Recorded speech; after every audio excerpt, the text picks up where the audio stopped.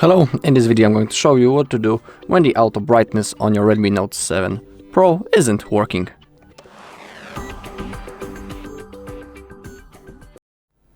Okay, so first let's simply turn off the adaptive brightness in our settings of our device. To do it, open up the settings, then hit the display, hit the brightness level, and here we have the automatic brightness.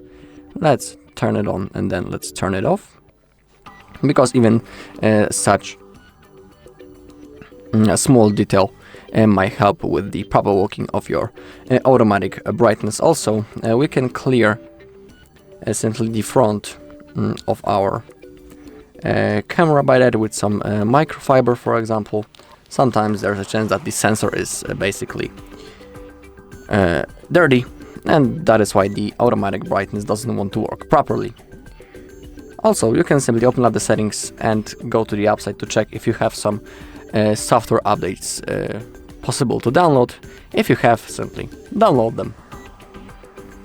And as a last thing, you can simply restart your device, and it also might help with your problem. So to restart your device, hold the power button, click on the reboot, tap once again, and now within a second the device will be automatically turned on and it will be again ready to use.